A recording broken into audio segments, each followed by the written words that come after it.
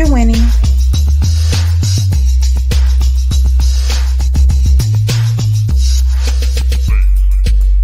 You're winning.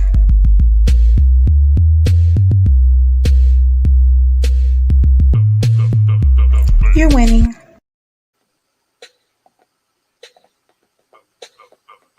You're winning. You're winning.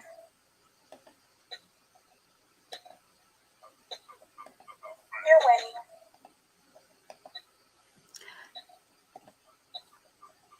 winning. You're winning.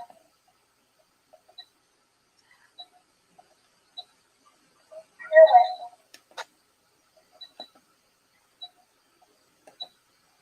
You're winning. You're winning.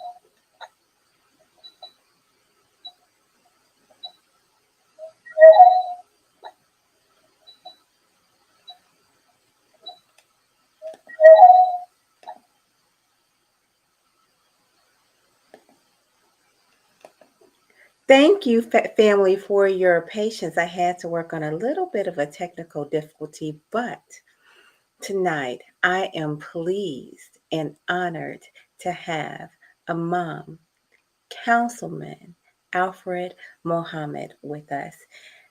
I could say Virgie May's baby. Come on in here, get close. This is an important story that we're going to talk about tonight. He has been called the real Forest Gump. I think it's very, very fitting. He has lived a life that most of us can only dream of. He's met giants, he's walked with giants. In doing so, he became a giant himself. I find it interesting that he refers to himself as Virgie May's son. Tonight, we're going to take a look to see whether it was truly Virgie May's dream or Virgie May's nightmare that he's living. Perhaps it's both. Hello, how are you? Hello, and I'm delighted. And it took me probably 60 years to call myself Virgie May's boy. Mm-hmm. And I would say I am her dream. And partially over the years, I would say I believe in the cosmos. The nightmare has vanished. I can feel her presence with me and her pride with me. Mm. It was a tumultuous journey that took me along a very tortuous road to Damascus, and the torturous road that perhaps I suspect some young man today has undergone Mm-hmm. or is undergoing. And why do I title it Virgie's May Dream? It's not my idea. I got this from a child psychiatrist by the name of James Comer at the Yale Child Center. And Mm-hmm. his biography is called, or his autobiography is called, or his study is called Maggie's Dream. Mm-hmm. I thought about it over the last 40 some years when I first read that book, and how his mother in Gary, Indiana, really imbued him with to becoming a physician and now a world reclaimed child psychiatrist. Mm-hmm. Mm-hmm. The Virgins May Dream, I had to go undergo probably almost 30 to 40 years of psychoanalysis Oh my. and touch with Virgil's dream and to push the nightmare back. So I prefer to start with the dream and then we'll talk about the nightmare. That is fair enough. That is fair enough. Well, I am going to say, family, before we get into the dream or the nightmare, be sure to click like and definitely share. Go out there and invite a friend because you won't hear this anywhere else. These are intimate, personal stories that are meant to open up our eyes and give us something to stand on. These are stories that Imam has lived out personally, but at the same time, he has overcome the heartache and turned his pain into power. So get out there, click like and share. We're ready to get into the dream. Councilman Imam Yes, Alfred Mohammed, yes. And Forest. here's what I like Imam better because Imam would endear me closer to my mom. Well, I could call you Pastor. Well, you could, and I answered to it. I had a prayer with someone late tonight that knew me as a pastor. I did all of that. You are truly a interfaith person. I am, and I understand that as the African American church, that God is God all by himself. So I was just talking to a group of preachers earlier. I said, you see, Doc, the pews get it and the pulpit don't. Now I'm going to get back to that. Let's start talking about Virgie's dream. Yes. I like to talk about being an imam who's been a reverend minister, because one of my close neighbors who considered, she's the first lady when I moved to Linden, New Jersey, to recognize me that I was a pastor. I never told her anything. I just walked on the block. My first day on, no, second day on the block. On Monday, I had the job. I'm coming from the job. And she said, her husband said, hey, Rev. I'm thinking to myself, how in the hell is this? I'm how you know I'm a preacher? So I begin now, I always recognize people. I learned this from being around Dr. King's entourage, being around her and so many things about him. He was always gracious. So I got not feeling a good mood. You work an 8-9 hour job that you don't particularly like. And I've commuted 2 hours, but I have to be now in spirit. I never allow myself to be controlled by me. I now realize I'm operating in the spirit. So I said, good evening, yes.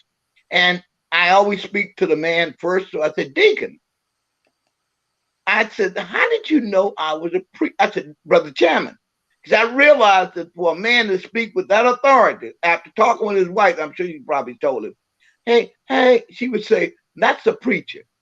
So how did you know that? It said. I see, and you must be the chairman of the deacon board. He said, I'm chairman emeritus. I said, I knew you were something because you wouldn't have responded to me in that way. So everywhere I have gone in this little small town that reminds me so much of my hometown of Lynchburg, but I'm a more evolved creature here, and I attract a lot of attention. Here. Just my mere presence. So I answered her, yes. And speaking in the spirit, then I stopped and I became in the natural, and I said, how'd you know I was a preacher? You walk like one, you act like one, you hold your head like one, aren't you? I said, well, I can't deny it. And I thought back to my mother's my early memory of my mother gathering the whole family. Now, let me situate my mother. Virgie May Desmond was the son of Lula, the daughter of Lula Nowlin. And Lula Nowlin was a slave born in Appomattox, Virginia, at Appomattox Courthouse, and was there the day that slavery ended, or as she put it, the day that legal. So this is my mother, the eldest daughter. And here is me, the baby boy, out of 13 children that she had in her last menstrual cycle. Her cycle had actually stopped. So was your mom in her 40s or 50s? She was, I think she was there in 50. You know, the people there, they keep their age somewhat different. It is inaccurate. But I know this, I was considered a change of life baby. I've heard two stories, so I don't know which one to go with. Some say she was there at 50, some say she was 45. I don't know what her age was. But I know this. She was in her last cycle, next to her last cycle. She was pre-menopause, and I just slipped up and was born. So that's the 13. And I was a boy, and my mother's favorite boy. Okay. She didn't like girls. Now, we have to understand this because what happened in slavery, women preferred to have a boy because being a woman was to suffer rape, degradation, miscegenation, and all kinds of degradation. So men were free to run and move. Mm-hmm. Here it is. I'm her baby boy. And anybody know anything about the African American community know that the baby is always the favorite. Mm. And for some odd reasons, I now know which God favored me to have spiritual insight. At the Okay. same time, my grandmother, Lula Allen, had mocked me for being a conjurer. Now I was supposed to be destined to get the African traditions of how to put spells on people. My grandmother did that, and to put thick spells off.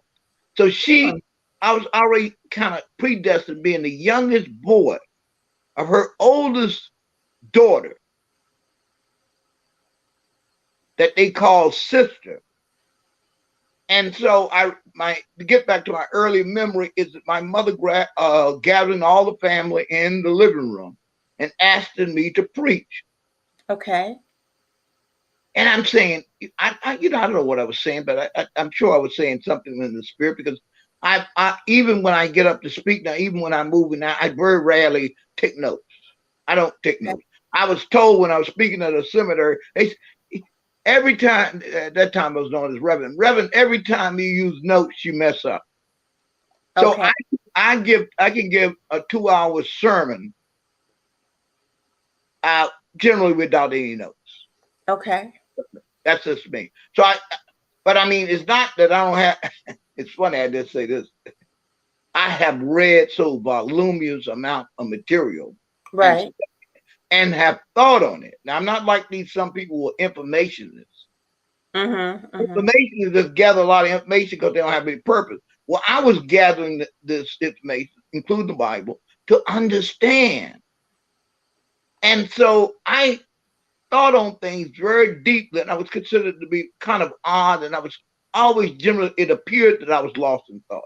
So my mother favored me, and as a result, around 4 or 5 years old, she started taking me to Virginia Seminary and College, which Okay. was at that time the premier seminary for training Black preachers. Black Okay. preachers came from all over the United States and even from Africa to learn to preach. And on Wednesday, they had at Humbles Hall guest preachers. And I would go with my mother and hear these great preachers.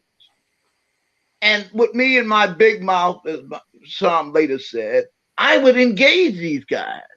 I don't know Okay. what I asked them, but there were likes of Vernon H.W.B. John, who was the pastor before Dr. King took over the Vex Avenue Baptist Church, a man who could recite Virgil, could recite Plato by heart, just a brilliant genius. There were men like Dr. Benjamin Elijah Mays, Samuel D. Wood Proctor. And I remember one day my mother was very shy. She would always make it her way to the front. And she was very scared. She would be a person who was sitting in the back. But I said, Mama, let's sit up front. And then these preachers would just look at me and they was like, they saw something in me that I don't know what I saw in myself, but I'm beginning to feel this. And they would say to me, you're going to be a great preacher. You're going to be a great help to the race. Now, I'll never forget Dr. Martin Luther King Sr. picking me up and holding me and saying, we're going to have a lot. We expect a lot from you. And those Wow. words went into my soul.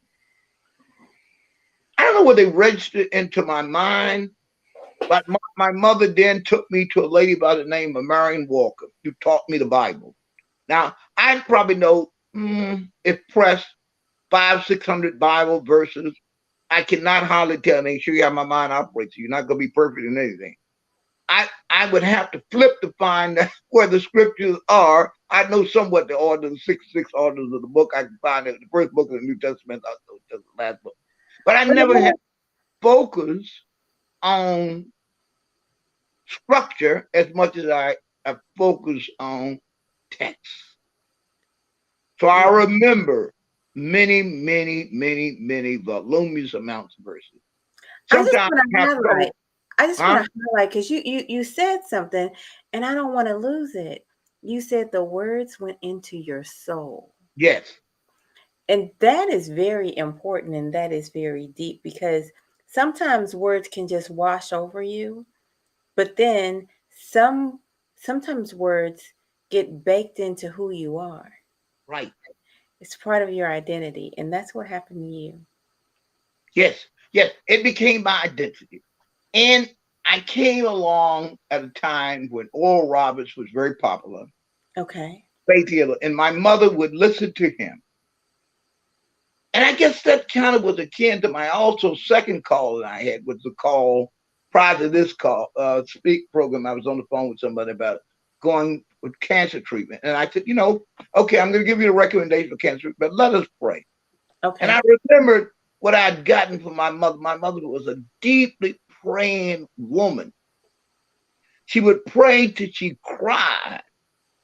And today Mm, I am a very deep.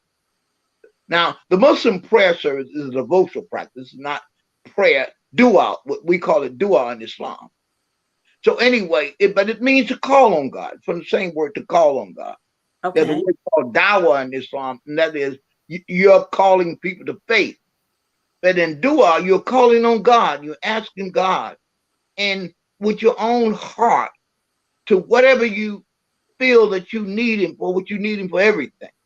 And so I Right. had a very profound and deep belief and abiding belief in God. But I also developed, now not the nightmare starts.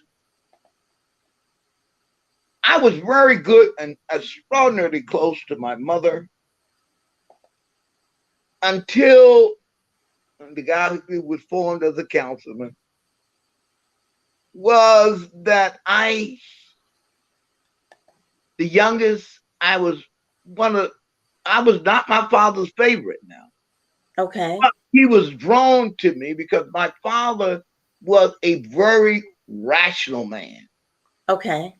And my first memory of politics was President Eisenhower and the Sputnik. And I remember sitting on the porch being pained by the Russians launching the Sputnik. But at the same time, my father was very much a civil rights person. Okay. He was a man that was immensely involved and concerned about the state of African Americans and our freedom. And he kind of sensed in my soul that I was pained by the condition. And he quoted something from the Bible to me. My dad was not a Bible quoting person. He says, son, the Bible says Ethiopia will stretch forth its arms, wings to God, and that we would come back to rule again. He told us, he said, son, he didn't say it in these words, but he said it essentially. I got it. He said, we have ruled before and we will rule again. So all of that was penetrating my soul, but it was Mm-hmm. also interesting my mind. And Mm-hmm. the more I became mentally awake, began to read and think, the chasm between my mother and father, a Virgie's nightmare, began to emerge.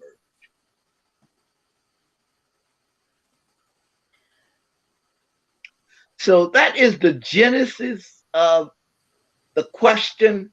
And I think I will take what, what I want to do with this, coach, and you will Yeah. be responsible for editing this, that this eventually will become a book. Mm-hmm. And it will be called Virgie's Dream, Virgie's Nightmare, towards a psychoanalytic Mm-hmm. autobiography. Mm-hmm. And Mm-hmm. I think we need to know. I was on the program with the preachers last week, and Yeah. I think we all, and I think this is a huge problem for us. We think everything is black and white, and we think everything is spiritual. No, we are physical, mental, spiritual beings. We also have a soul. Yeah. Healing of our minds will then cause a healing of our spirit. Mm-hmm. And that's why I've been so devoted to psychoanalysis, psychotherapy, And next year, God willing, in 2023, I will be entering the Harlem Center for Harlem Children's Center for psychoanalysis, and will be a former student. So I will get my wishes that I always wanted to be a physician. And now I will get a chance to do what I think is the most important thing for African Americans. Okay. Is to heal their mind, Oh, to yeah. heal the experiences, to heal the incest, to heal the brutality. And now let me turn my attention to this before I shut up and let you interrogate me. Not like they do at Guantanamo, but interrogate what I have, my thoughts and my idea. I want to be challenged. E. Franklin Frazier has written in a book called The Negro Families in America. In the third chapter, he speaks of mother in bondage. Okay. He talks about the African mother having to travel 800 miles in interior West Africa to reach the shores before she was put on a ship. Many times on those ships, she was terrorized, raped, brutalized, had to sit in her own waste and and witness people dying. That has gone into the genes. That's epigenetics. Right. You can pray that out, you can fast that out, but you won't get it out. You have to go through the natural. And so that mother has been able to block out her maternal instinct, because if she would feel her maternal instinct, it would have been enough to drive her crazy. And that's why there's a thing called defense mechanism. So one wonders why the mother, including my beloved mother, Virgie, my precious mother, Virgie May, and I couldn't have said this 50 years until I had much therapy and dealt with her and had to understand her. Because, coach, in order for me to be coachable, I had to have practice. Right. And I had to figure out what it was that made my mother become a Dr. Mama Jekyll and Mrs. Hyde. Why would she, the woman that loved her son, was crazy about her boy, suddenly turn to be a mad woman? And I have to put it on genetics and the historical experience. And, a lot of people, they blame their daddy, my mama. Well, what has made me the person I am is that I've been a reconciliator. I had to reconcile the difference between mom and daddy. I mean, I'm sure my daddy wasn't all peaches, neither was he cream. I'm sure of that. But I picked and constructed myself. I got a lot of my rational processes from him, and that I wanted to know, with all I'd gone to my mother, why does my mother hate me? And that became my new mother, psychology, to figure out Freud, Jung, others, to study why. So I remember spending many days with my little spare change buying Psychology Made Simple, studying slavery, trying to find out why my mother, because I knew she couldn't have been a mad woman. I knew she wasn't natural. I knew at her core she was a very good, loving person. Though I don't eat sweets anymore, I can still taste her blueberry pie. I can still get sick and I want my mother to rub my head, and I can smell that Vic salve, and I can see her pins there. Now that was 20 or 30 years ago. I couldn't see those things. The pain, the horrific pain from my interaction with her was so profound. I actually had blocked out how my mother was. So can you imagine the trauma? And I know I'm putting stuff together that the average one of us refuse to deal with, because it's too painful. But like I said, having undergone many years of psychoanalysis, psychotherapy, I have emerged to be the person I am. And by working on myself, I allowed my soul to become freer. I don't say my soul is at rest, but it's close to reaching its destiny. And as a result of that, I've had the spirit to heal our people. And the rest of my time on earth is going to be spent healing my people. I want to be an evangelist for healing African Americans, whether they become Muslims, whether they become Christians. I always say, well, you got a pork chop in your mouth or a bean pie in your hand. If you're an African American born in the Western Hemisphere, believe you me, you sick and you one of my patients. Oh my goodness. Christians have the pork chop. Well, I don't eat pork chop no more, but you know, I said it because it's very vivid. And this was Okay. not original. Somebody else said that to me. I Okay. credit to it was a guy by the name of Albert Murray who had written a book called The Omni American, a very close friend of Ralph Ellison, whom I know. And he was saying, you know, I used to visit him often. And I was saying, Mr. Murray, this and that. He said, look, you don't call a writer no Mr. Murray or Dr. Murray. He said, one thing about y'all Negro preachers, whether you got a pork chop in your mouth or not, y'all are still ingratiating. So I said, you know, because preachers, we by nature are great ingratiating. I've seen some very mean preachers, but most of them, the art of preaching and being pastoral is to be ingratiating. So I wasn't noticing that, but Murray, the great thinker and writer, called me. He said, oh, you got he said, you may not have the pork chop in your mouth, you're still ingratiating. So I kind of coined it at a preachers conference. I said, brethren, whether you got a pork chop in your mouth or a bean pie in your hand, there are certain characteristics of Negro preachers that's all the same. Oh my goodness. Well, write that one down, family. Write that one down. I'm going to ask you because you kind of told us a little bit, but if you had to put it just like in one sentence, what was Virgie May's dream for you? Virgie May's dream for me was to be a great preacher. In her case, the preacher of the gospel, as the Christian preachers of the gospel. Mm-hmm, mm-hmm. She wanted me to be a great preacher, and I And think she got her wishes because I am a preacher, and I have been in the company of some of the greatest preachers that America has produced, mm-hmm, mm-hmm. including the Reverend 𝐕𝐢𝐫𝐿 Taylor. I mean, I consider him one of my closest. He would call me a friend. I would say I was a mentee of his.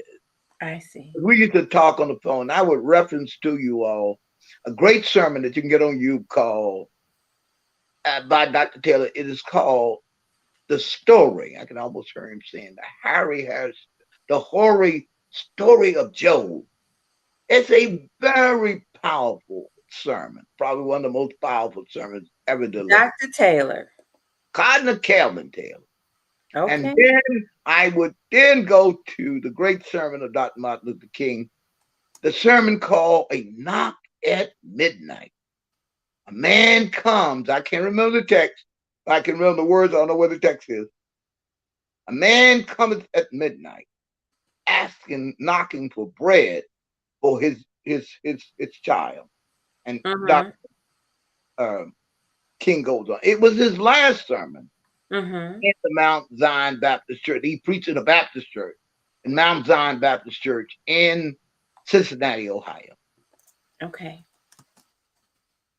Wow. So I think that's the dream. And I'm one of those rare preachers, some drive some of them crazy, that I have great respect for preachers of all variety, Mm-hmm. including those who are struggling with phoniness, being unreal and tormented by their own psyche and in many times their own soul. And I've known many of them and I love them, and I'm known, they wouldn't tell you in public, but I'm a preacher's preacher.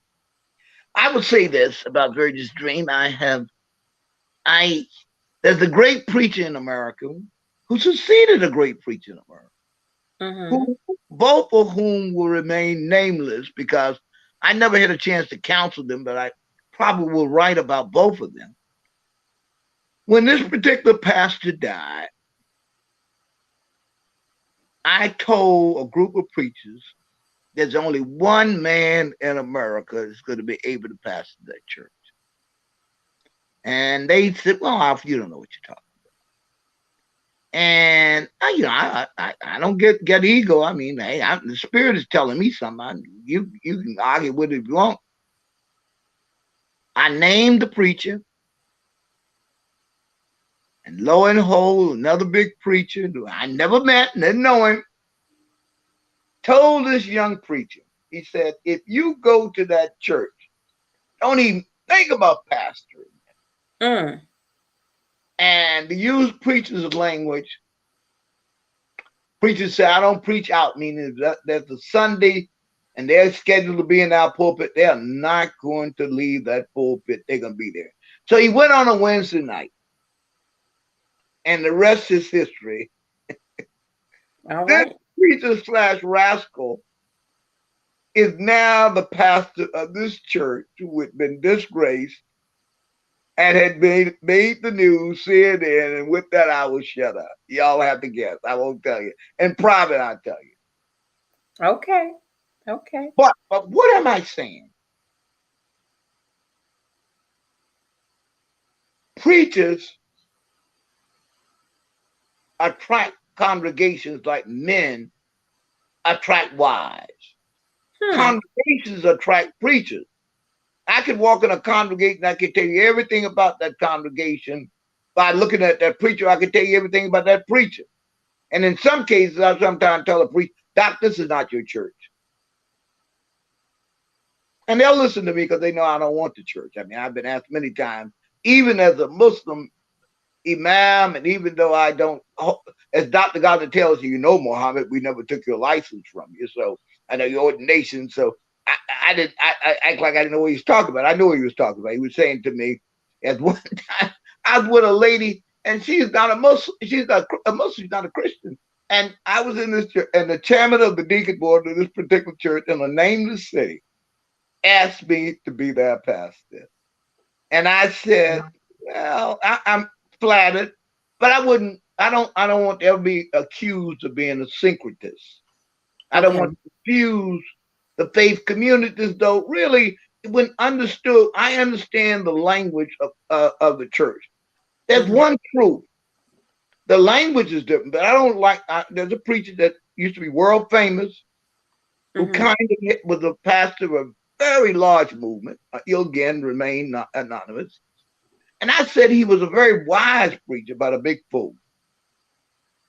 And the reason Okay. I said he was a wise preacher because he eschewed the doctrine. He left a lot of people hanging. I am often asked to visit churches, and in many cases, people ask me to pastor the church. But I will pray. I follow. I don't want to confuse people. And there's a lady who's having a family issue right now, and I'm sure today or tomorrow, probably tomorrow, I'll get a call from her. She's a Pentecostal person, and she knows me, and she will probably ask me to pray for her.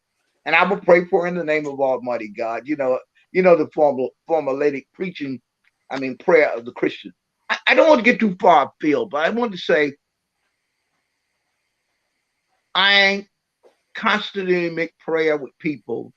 I got that from my mother, so that's Virgie's dream. I have not deviated from her dream. I'm very faithful to her dream.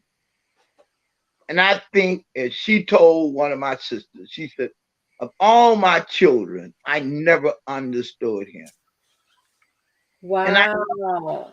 and that was a very painful thing because my brother that was next to me, that she favored over me and kind of did a few cruel things to me. I believe by and by my mother understands. I believe she's in heaven. I believe she's undergone some of the. I believe that this is my belief that has no real foundation. It does have foundation, but I can't prove it, and so I won't say it. But I believe that people after they leave here and they go somewhere, and in the process of whatever they did deliberate, they pay for it. They pay for it here on earth, and they pay for it in the next life. But I believe my mother is forgiven, and I believe that she was just operating on certain things, even though she did things that she knew what she was doing that was absolutely painful and very destructive, and even to the point of trying to take my life on several occasions. So I think therein lies the nightmare for you. Yes. Do you think it was a nightmare for her? It really is no longer a nightmare. No, but do you think it was at the time? Do you Oh, think that was a what nightmare for it, her? it has formed a lot of me. It's been a nightmare. It was a nightmare. And I Mm-hmm. think it was a nightmare for her. Just my very survival. Mm, Just that I still had my spirit. And I mm. think because I didn't turn out the way she wanted. And really what it was, she saw me as her enemy because I was very close to my daddy. And by being Oh. close to my daddy, that was her nightmare. I became a rational person. She didn't really appreciate learning. She didn't appreciate knowledge. She didn't appreciate assertiveness. And to a large extent, my mother was given to slavery. She Mm. favored Caucasians. I didn't. I mean, she nurtured young Caucasian children. I won't say white. I don't use those terms anymore. But she used to nurture them, and they used to come to her for comfort. And sometimes I would have to leave the room while she counseled her adopted white children. So the South is very complex. I believe God has put all that in me to help heal America. I think America needs a healing. And the only one, as I was telling the Caucasian recently, I said, after all, you might have not sucked on my mother's breast, but many of y'all sucked on the same breast that we sucked on. That's part of the whole dilemma of the Southern Caucasian. Y'all are tied up in a confused Oedipus complex, and some of us are caught up in a love hatred with you. Well, I've been healed from all of that. So I think I'm a broker. I'm an honest broker. So your mother, even though she was not a slave, did she kind of operate based off of a slave mentality? Yes, she did. Yes, she did. She operated as a slave, and her my grandmother was actually operated just like one. She would, and this is my older sisters who were 23, 24 years older than me.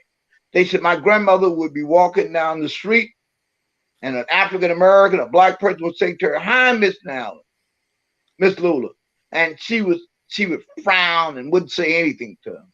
And at the same moment, a Caucasian, we call them white person, would walk by, and she would say, "Hi, how are you?" Her voice would change. My mother. So your Mhm, your grandmother was a slave. Your mother's mother was a slave. right, And so basically your mother picked up a lot of habits absolutely, and absolutely, identity from your mother. I'm right. sorry, from your grandmother. That's right. And your mother had how many children? 13. Your mother had 13 children. And how old was your father in reference to your mother? He was about 4 or 5 years older than her. Okay. He And was born now, and I think this is also interesting too. My father was born in a place called Buckingham County, Virginia, with the home of Carter G. Woodson, in the same town that Carter G. Woodson grew up in. I don't know whether they knew each other or not. But my father, I've never said this, and he probably, if he were here now, he would be so embarrassed he would probably run out of here. My father was not born in slavery. He was born a few years after slavery. But his mother was the daughter of the slave master. I once ran into a Caucasian with the same slave name I had. The slave name is my name. I don't even ever publicly use that name. Some Caucasian invented that. What was your name? I said, I don't dignify the name of my captor. So I don't use that name. And one time in a court deposition, someone asked me, so did you have another name? I said, no, that was a name imposed upon me from the slave master. The part of breaking that psychology, I don't use those names. Anyway, my father, genetically, his grandmother and great grandmother probably were what we would call Pulus. Pulus or Fulanis. And Southern Caucasian men preferred them. But my grandmother and all her children, all her brothers and sisters were educated. My uncle, Alfred Gordon, which I'm named for, was one of the first physicians in the United States. All of them, my grandmother went to school to be a teacher. So that was a difference. But my grandmother, trying to blacken herself, married a very dark complected man. And her second husband was, as they said, he was black enough to piss ink. Now I'm using those terms. That's our term, not my term. So she too did not like that she was light skinned. This is my maternal grandmother, which I know too, knew as well. So you had two people born of pain and conflict. I also should add that my mother, Lula Nowlin, my grandmother, was owned by the Nowlins, left her daughters with my grandfather and took her two boys, my Uncle Goldman and Uncle James, with her. And my mother would help raise the rest of her sisters. Mm-hmm. So let's just slow this down a little bit. Okay. Let's talk about your dad's family lineage. Your dad's mother was educated. Yes. She was the daughter of a slave and a slave owner. Is that Yes, correct? she's the daughter of a slave owner. Yes, yes. Yes. And so that meant that she was both white and black. Right. Okay. And that particular grandmother, did she go after a black man? A very Yes, dark black man? yes. Okay. She married two of them. My grandfather, Mm-hmm. who was named Thomas, Mm-hmm. and let me see, his father was Spencer. I think Mm-hmm. he's in the 1770 census. Mm-hmm. Spencer Mm-hmm. was dark skinned as well. So light skinned women in the South generally try to reproduce their Africanness by marrying dark skinned men. And sometimes dark skinned men would treat them very badly.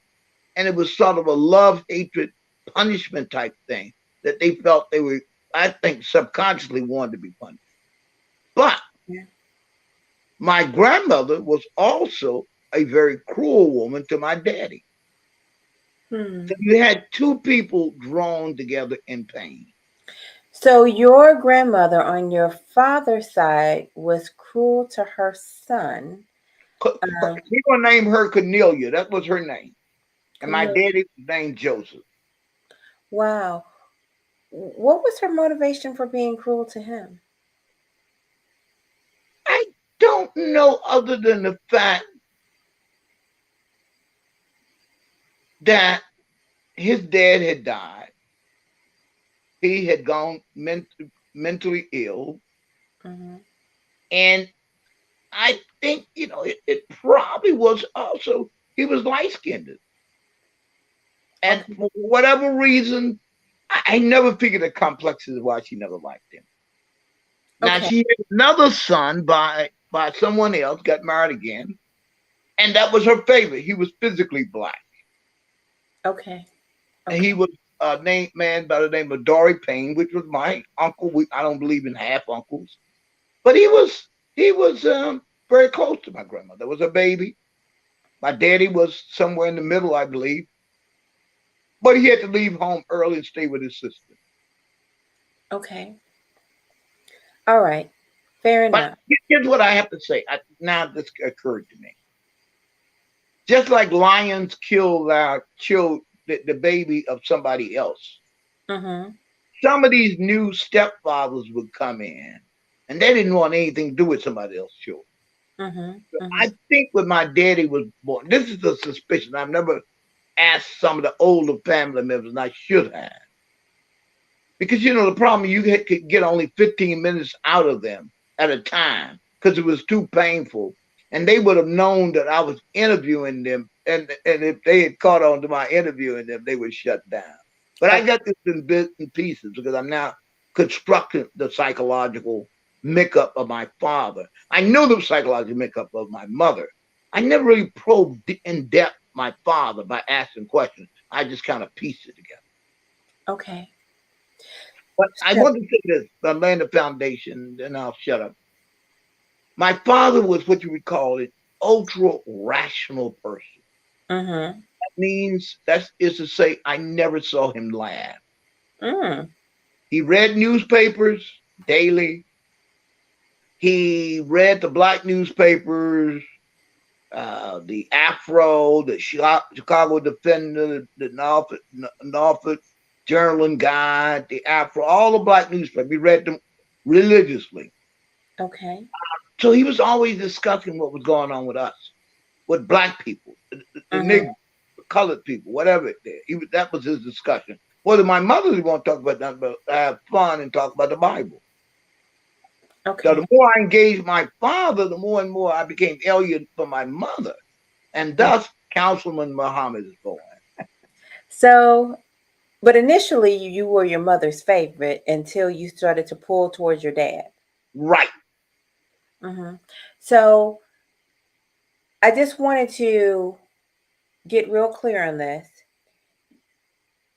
Was your dad educated? Because his mother was educated. Was he educated? No, he wasn't. He was really large. I think he probably went to the third or fourth grade. He had to leave home and he went to work in the mines and he got jobs like that. But I think my father was barely literate. He could read newspapers. He knew math. My grandmother was a teacher, but she not really educated him. So he could read, but he couldn't pronounce words. But he had a deep. Well, he could read. Yeah, he could. I would say my father read around fourth grade, fifth grade level. Okay. Okay. And how old were you when he passed away? I was 31 years old. Very funny. I was 31. He was about 82, 83. Yeah, I was about. Let me see. I was 32. My first set of children, the youngest was a couple of years old. So yeah, I was about 32, 33 years old. What was very poignant about my relationship with him was that when I was a little boy, I wanted to be so much like him. Mm-hmm. And I was trying to shave. Now at 10 years old, I had nothing on my face. Okay. Shaved, face was running with blood. And so my daddy was not a guy, he was not a panic merchant. He said to me, he said, boy, put that razor away. When you wake up and be a grown man, you're going to scare the hell out of you. So 30 years hence, I talked to my daddy. I said, Daddy, you don't remember that time you told me it's going to scare the hell out of you when you become a man? He said, no, I don't remember that. He said, but I tell you, it is pretty scary, isn't it? Wow. Yeah. Wow. And I'm asking these questions about your dad because I think to understand your mom and how she really felt about you, we got to understand your dad. Yes. Mm-hmm. And we have to understand things I haven't spoken about dad, which I heard about my dad. So I don't want to put him in sainthood. He's not to be placed in sainthood. He had a lot of problems, which I heard about later. And that's why I could balance. I could understand my mother's pain. My Was dad your was dad not, faithful to your mom? huh? Was your dad faithful to your mom? Monogamous? From what I got in report, no. Mm-hmm. Mm-hmm. I never witnessed it, but I was told he wasn't. And he was what you would call a real rascal. Mm-hmm. I can, Anybody know what a rascal is? yeah. Then in African American culture, we call a rascal. Let's just put it this way: he did some shameful things to put her to great pain, and she Mm-hmm. never forgave him. Mm-hmm. Mm-hmm. And I could see you being drawn to him. She was just sick of that. Do Yes, you, yeah. Do you favor your father?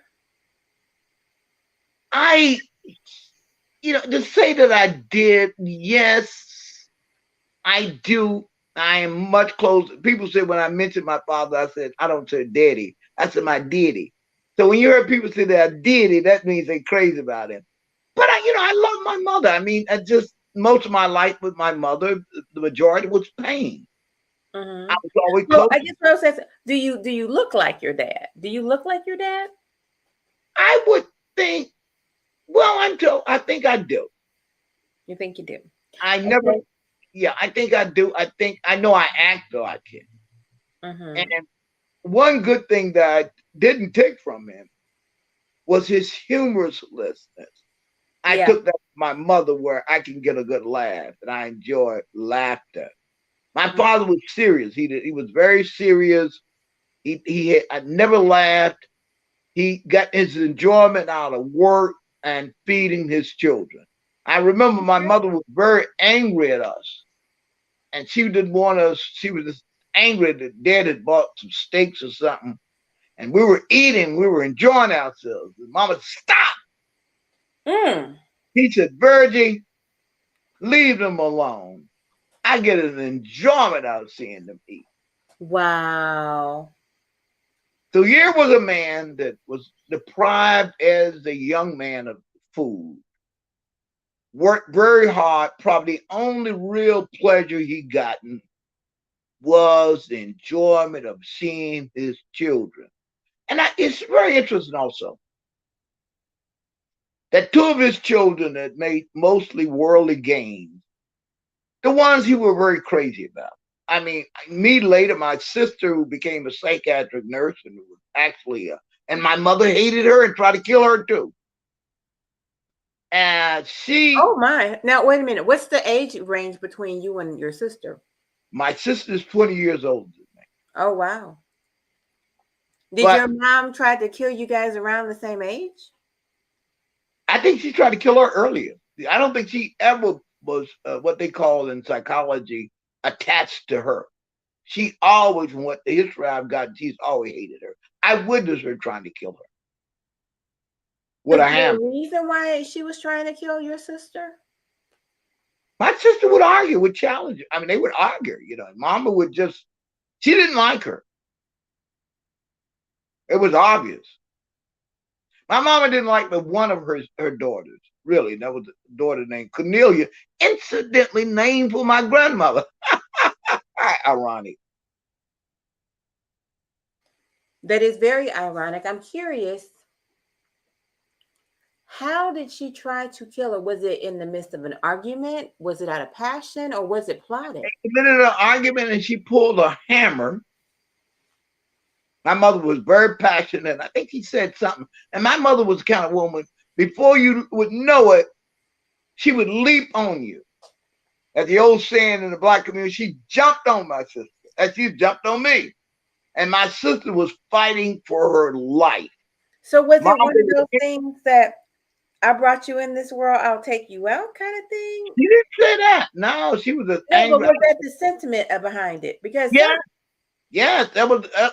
It would look like it's more. I hate you, and my okay. mother was the kind of person who would tell you, "I hate you," and then she would get into her passionate mood to kill you.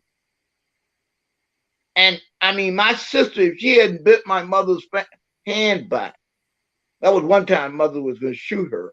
And then Mm. the next time she had a hammer and she was trying to bring the hammer. It was terrifying to me.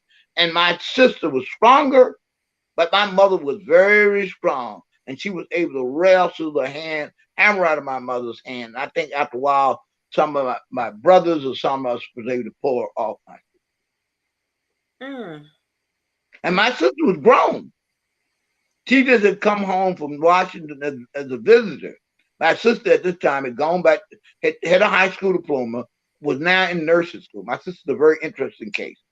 She is Okay. the lady that came to Washington as a maid, went to practical nursing school, then was the first African American, well, first African American, first person to graduate from Federal City College, which later on became University of DC, and got a degree in nursing, passed her nursing boards, and eventually moved from a med surg nurse at DC General Hospital to St. Elizabeth because she thought St. Elizabeth was easier work. And one of her patients was John Hinckley, the famous John Hinckley. Wow. I That's very remember one time impressive. she was taking me to the bus station, and one of John Hinckley's girlfriends was there. And I guess didn't check in that night. And my sister, what's so-and-so? What are you doing here? Get on back to the hospital. And they said, okay, Miss Wilson. Oh, that's pretty good. That's pretty good. Just one of his girlfriends, right? Yeah, I think he had several. What about you? How many girlfriends were? To be disposed of another time. Okay, I'll tease you later. I'll tease you later. I'll tease you later. Okay. But you know, early on in my life, I was really a nerd and knew very little about women and had little confidence. I can tell you that.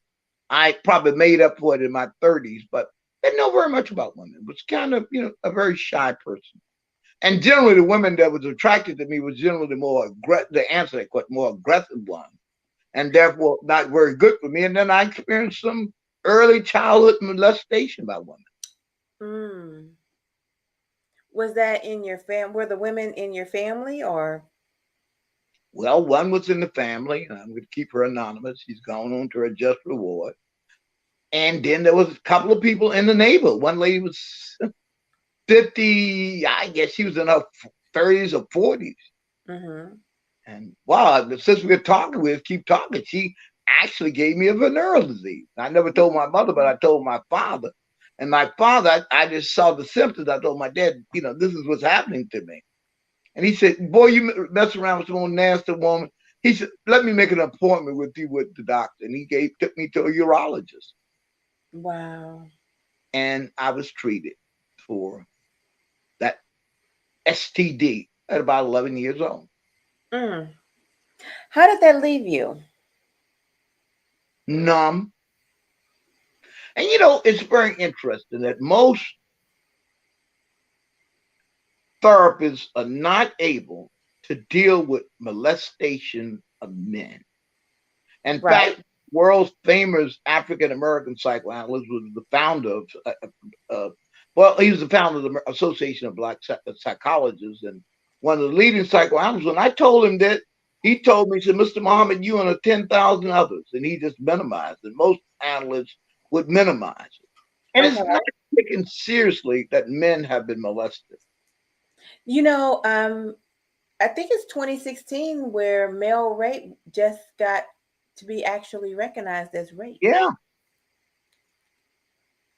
So imagine 1956, 57, that wasn't recognized. I can understand that. Does that fit anywhere in the story when it comes to your mom and how she felt about you? Well, that is kind of probably, but I've also experienced those kinds of things. Well, I don't like talking about these things public disclosure, but I will say this: I experienced molestation from my mom as well. Okay. And the only reason being is that I'd like to protect family members who, as we talked about on the show before, that are bound by shame. Okay. And it would be seen as exposing their mother, their grandmother that they love dearly. I Mm-hmm. don't see that as my mother. I see that as the kind of legacy of slavery. I don't blame her. Mm-hmm. So as a result, I can be detached from it. Mm-hmm. If perhaps I was detached while I was going through. Now, another psychological interpretation is that that's my way of dealing with pain. But no, now that it's public, I would not like to deal with it. Or if I were to speak of it, I would probably speak of it more in the clinical term, and the patient would be anonymous, even though the patient might be me.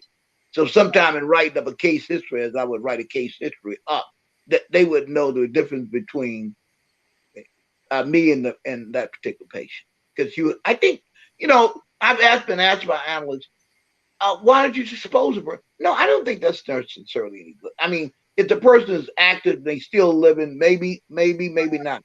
But I mean, what good is it going to do? The point is, I'm not here for blood. I'm here for the blood of understanding. I'm here to get the blood of the development. And this kind of blood using them. I'm born from Christian theology now. Yeah. That life is to be for redemption, Mm-hmm. not to stick a knife in anyone. Understandable. Just one more question. How old was the patient? The patient was, I was around, not actually 9 or 10 before the other molestation. You mean the molestation at home? Yeah, Yeah, yeah. yeah, around 9 to 10. Around 9 or 10.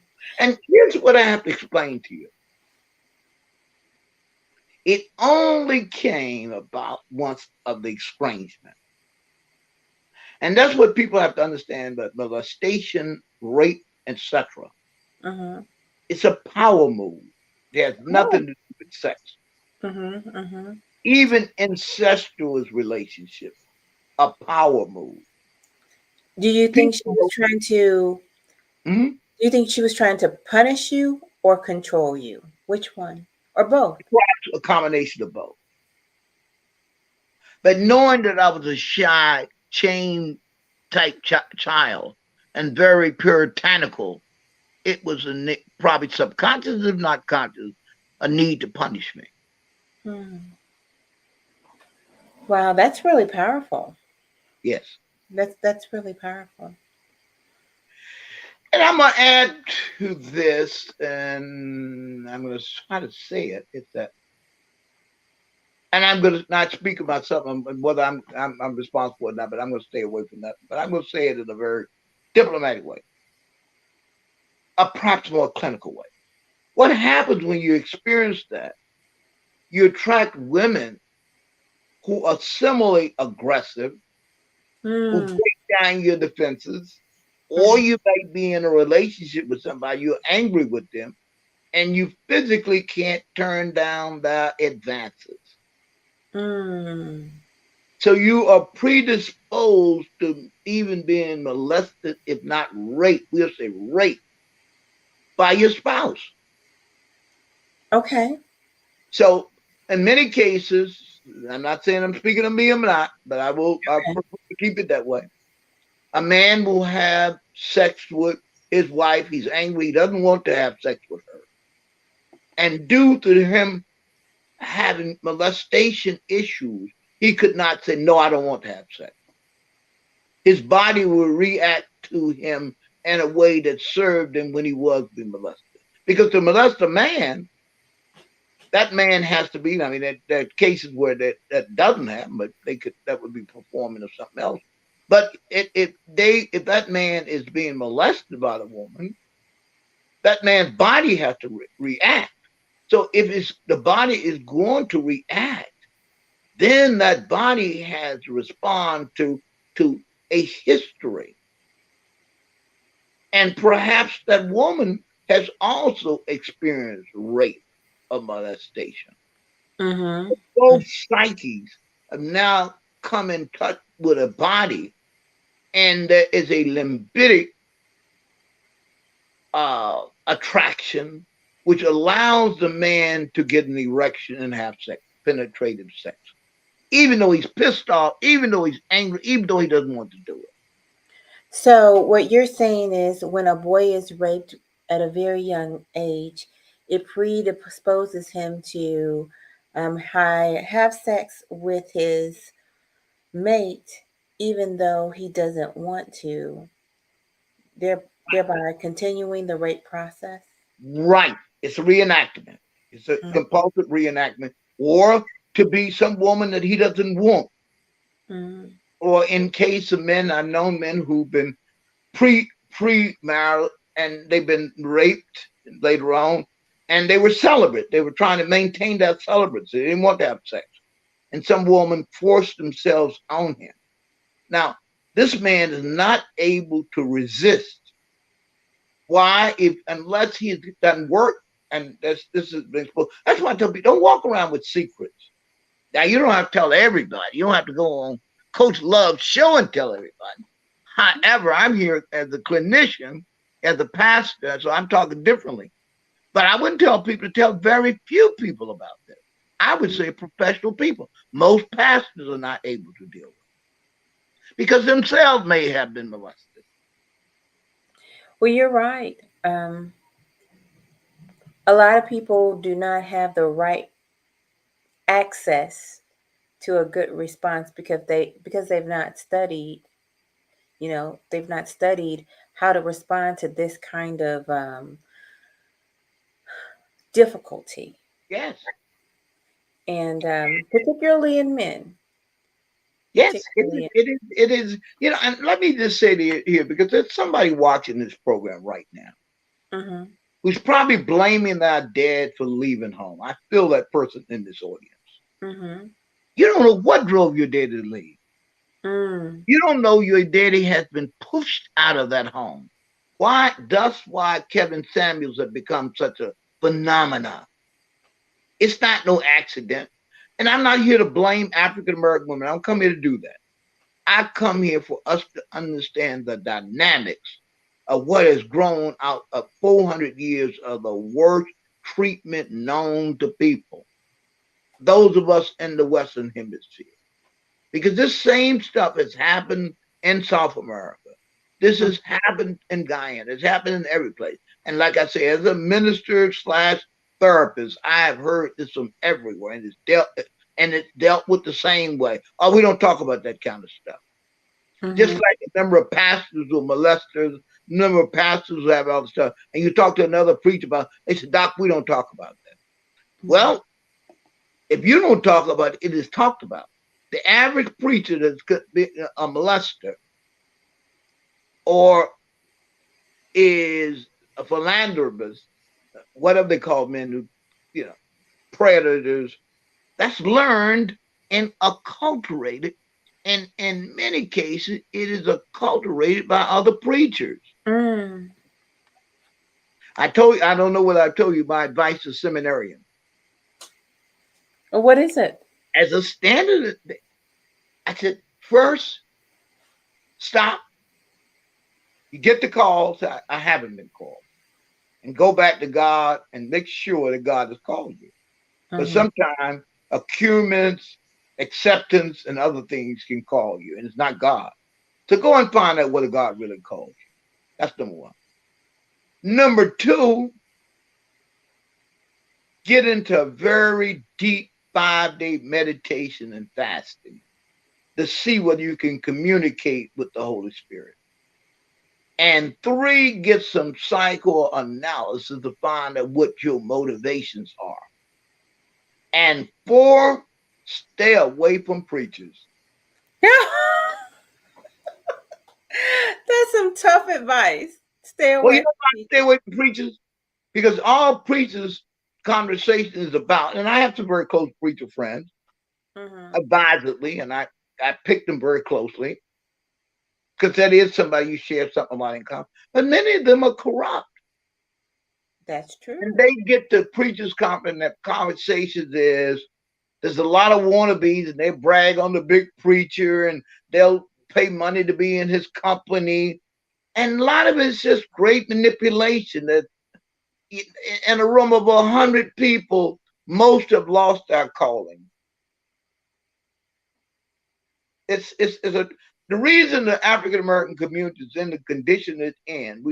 There have been many sent, and most have went. Many sent and most have went. Can you break that down for us? That is, they may have been sent by God, and they said, "Yes, God, I accept the call." And as they walked around the highways and the byways and listening, they went, and they went in the other direction. That's why I said sent and went. Sent and went. Because what happens is when they get around these other preachers and they start indoctrinating them about membership and indoctrinating them about the language and indoctrinating them about how to manipulate people and manipulate women and all the other kinds of power trips. And that's why you don't see men in the church. Men not going to go to church to have a preacher prancing around in front of them and their wives and putting all those gyrations that they learned from African movement, sexual justice to that woman. What man would go for that? Only a certain kind of man. Now, I don't say all preachers do it. But a lot of them do those kind of gyrations, and they consciously or subconsciously know what they're doing. Okay. I mean, I've seen them walk around with their chest. Oh, man, okay. Really? We had a couple of them. One Oh. is no longer with us. And one of them, actually, I don't get too far in this one because you know what I'm talking about, and heard another one of those types and heard it at church. And I said to people, he was the only one who could pastor that church because there's a certain spirit in that church that all they want is that kind of preaching. Okay. People get what they want. As a man thinketh in his heart, so is he. So if you want a freak and you think like a freak, you're going to get a freak for a pastor. Hmm. And the predominant members of that congregation think that way.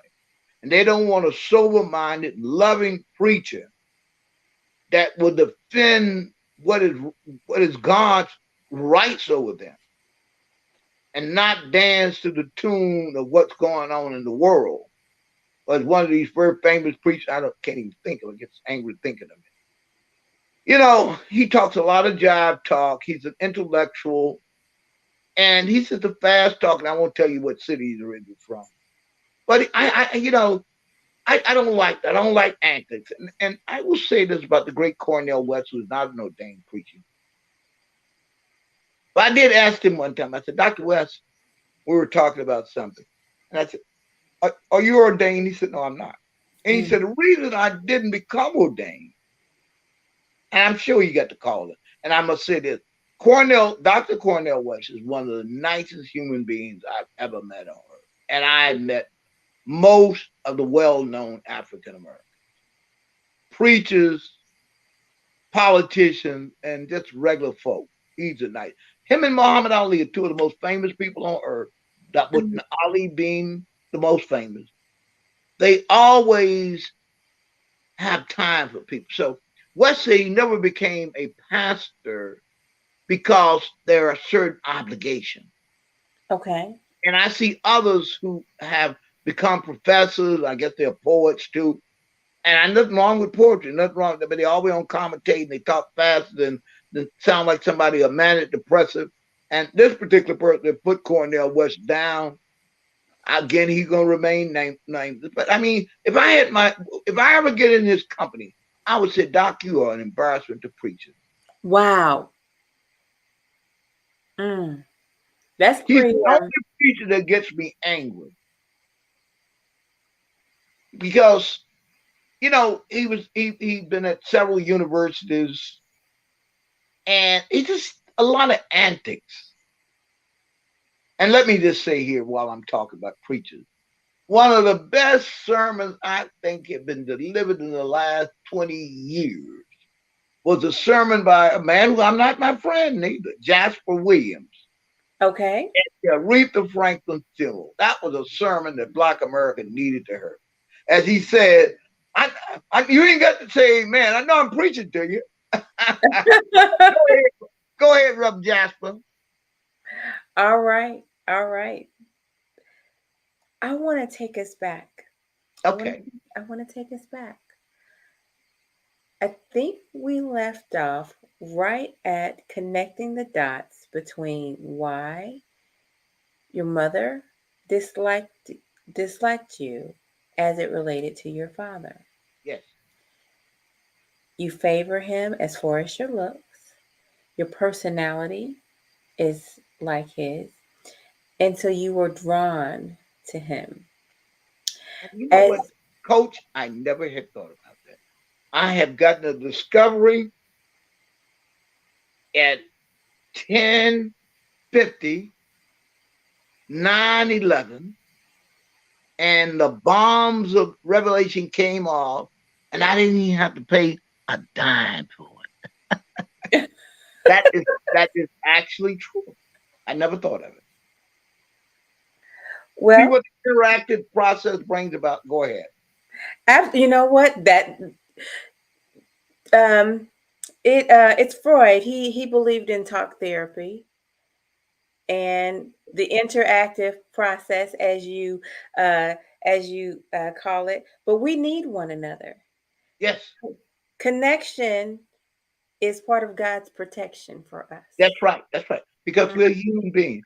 Well, mhm. come on now so I can get some more revelation. Oh,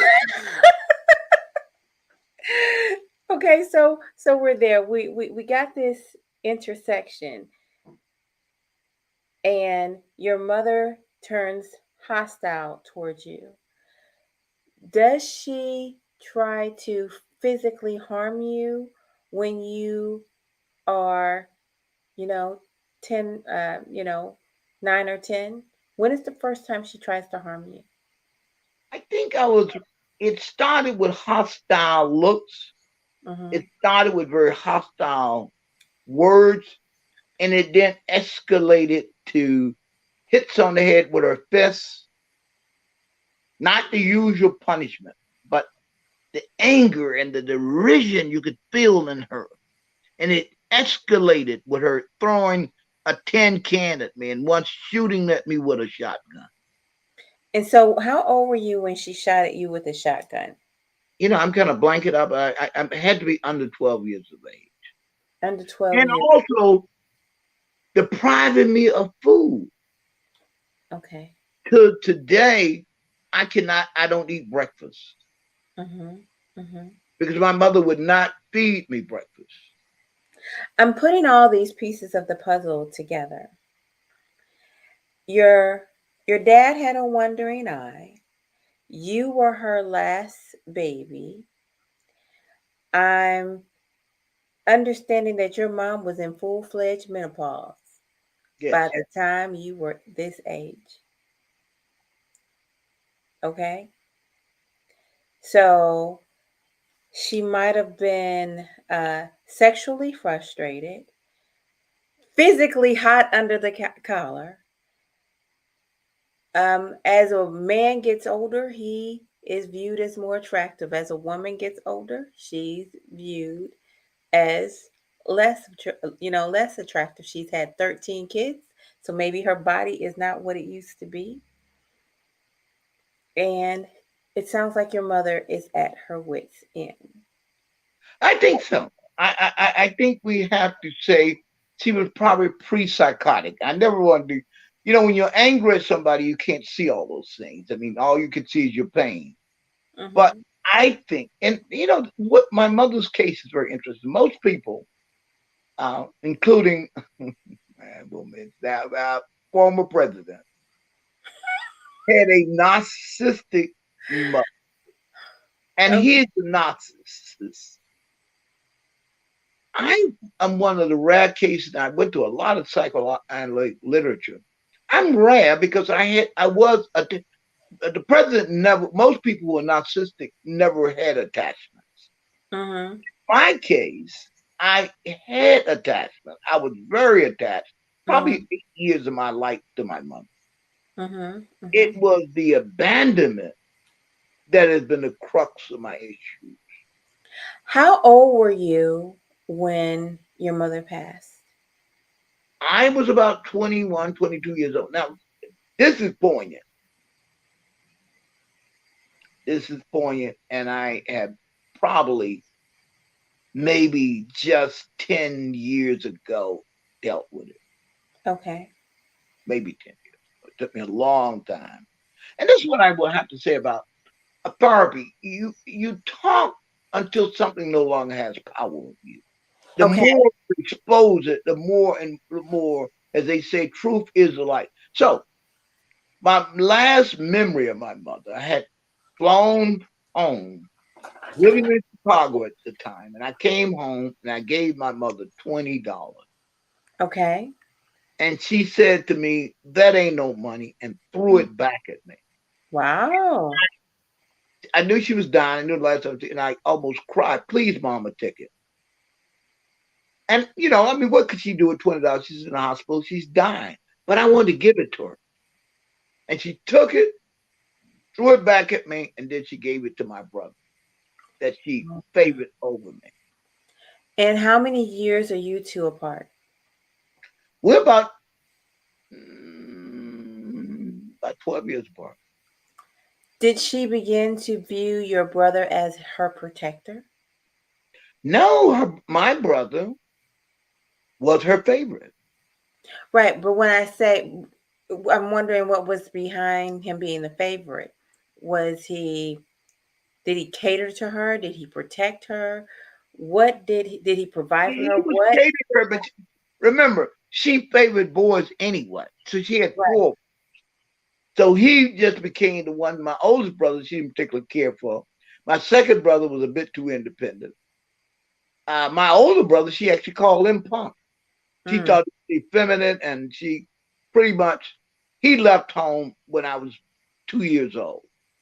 So His, what I'm trying to figure out, what was it about this particular brother's personality well, that, he was what you would call mannish. okay, He was given to criminality. He was given to cutting people. He was given to being in the pool room. He was given to being slick, not working, not being responsible. okay, And he was her confessor, confidant. okay, I see. So do you think that basically your brother made her feel better about herself? Yes, he did. He was initially, as I read it, he was initially not her favorite, Yeah, you were. the favorite. Mm-hmm. And Until, huh? until, Until, yeah. yes, yes. And then he came back in favor. The Mm-hmm. other brothers, my other brother, Thomas, very interesting guy. I don't know whether if you want me to talk about each of them, I can talk about them, but let's deal with You know what? I do. I think that we're going to have to do a part two. okay. I think we're going to have to do a part two where we kind of break down the relationship between your mom and all of the children. Um, at the same time, I think we need to reflect on where your dad was with all of the children. And did your dad have any outside kids No, he did. that you know of? No, I researched. My dad was a person that my sister and Your dad was a rascal. I can't deny it. Much as I And like, and you want to know, your dad was a rascal and he knew enough to, move and groove. yeah, I yeah. think he was a man that knew how to keep his secrets. Oh, I'm sure he did. I'm sure he did. I only discovered them, and remember, I was so in love when I didn't look for his secret, but I did. I had to, in order to understand, excavate my own self. I had Mm-hmm. to find out, and I can't. I stumbled because one of my sisters told me a lot about my dad, and again, she was one of his favorites. Mm-hmm. That was her favorite. I think of all of them, it's interesting. My dad had two favorites. I was not necessarily one of them, but my brother Thomas and my sister Ruth, John Hinckley's nurse will identify her, was his favorite. You know what? I think your dad might have done a pretty good job of making everybody feel like they were the favorite. To some No, extent. To some no, extent. not No, at all. not you. He was like, not me. He liked all the other No, guys. no. Let me tell you how my dad operated. Remember, the 13, well, 11 of us lived, and then there were a lot of grandchildren. So My 11 dad, you all live. my dad didn't remember children's names until they were 5 or 6 years old. He always called them tadpole. Okay. It's only when you were drawn that he saw a brightness in your eye. He recognized intelligence and aggression, not mischievous. My mother was attracted to the mischievous child, including niece, nephews. The more mischievous, my brother next to me was mischievous, stayed in the pool room, Mm-hmm. shot people, went to jail, those kind of things. My dad wasn't attracted to those people at all. My sister, How did your dad get attracted to your mom? I think out of pain. Mm-hmm. They both were abandoned by their parents, and they met up. I don't know whether my mother was ever in love with my dad. I've never figured that out. I want to now explain to my sister, Ruth, John Hinckley's nurse. Mm-hmm. I'm told that my dad was going to kill my mother because he thought she was cheating on him. Mm. I don't know how much truth it was, but there were rumors. So they called the police and they took the gun away from my dad. My sister, this John Hinckley's nurse, Mm-hmm. told him, Daddy, put that gun down. They called the police. Police came. The man that owned the factory, the Mead Corporation, which you've heard of, the paper company people, came and got my dad and said, Joe, you want to keep your family, you have to promise me you'll never drink again. And from that point, my sister, maybe 5 years old, he never drank again. Now, let me tell you something. So my sister tells the story of my grandmother Lula was going to beat her. Mm. And she hid under the bed. She said, come on, wait under the bed, Goodney, and let me give you this whooping. And then she looked back and she said, well, I guess I'll leave her alone. Joe said he was going to make a nurse out of her. And whatever influence he had, because my dad always wanted to be a physician, she became a nurse. So that was his favorite. If you were bright-eyed and eager and curious, that was my dad. Otherwise, he would just say hi to you and he would go on. He spent a lot of time with children, grandchildren, anybody who didn't have bright eyes. Okay. Not color of eyes, but you saw that something was Yeah, going on. a brightness and alertness, a curiosity. That's exactly right. If you were dead inside, you were left as dead. So, how did you feel about your father's mother? Did she know you well? Yes. How did that connection work? I was connected. I was really scared of her because now looking back, why I was scared of her because of my dad. Mm-hmm. But she was a foreboding woman. She had been a teacher. She had that school teacher's glare about her. Okay. And it was, you just knew that she was a person not to play with. Okay. My dad must have been in his 60s and he looked at her back at her something. She said, go on, Joe. I'll hit you upside with this stick of wood. And my dad ducked as though he had been struck. Mm. So at 90 some years old, she died. She's about 106 or something like that. She was a very forbidding, boding woman. Her countenance was somebody that you didn't play with. Okay. She could take one look at you and she didn't say anything. She was not very warm, not very gracious. I think she knew my name. She did know my name. But she didn't tolerate fools at all. Okay. I'm curious now, how did you feel about your grandmother on your mother's side? I was kind of awed by her. Okay. But I wasn't really drawn to her because she was very superstitious and had a reputation in town for going to the courthouse and putting spells on people and taking spells off.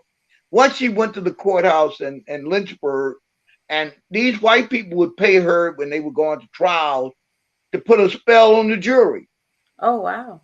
And so she went to court and they said, Llewellyn Allen, get out of here with all those wheels. And she had her wheels and her bones. She had this doctor's kit with all kinds of apparatus around. And she was drawn to me too.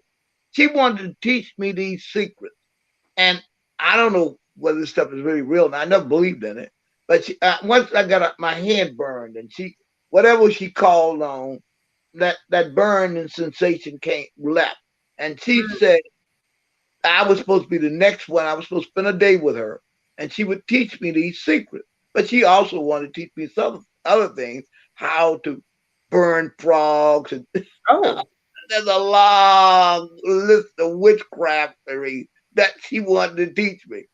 And I never went around her because I was very scared of that. Of course, I've been growing up as a Christian. We thought about sorcery and all that witchcraft. Even if some of us believed in it, I didn't know. I wanted no parts of it.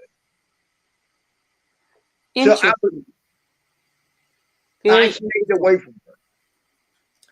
And when did you, I want to leave it here. How old were you when you started preaching? Started at 4, got a license, and at 7 I was really preaching. I didn't really get a start. I used to preach in churches.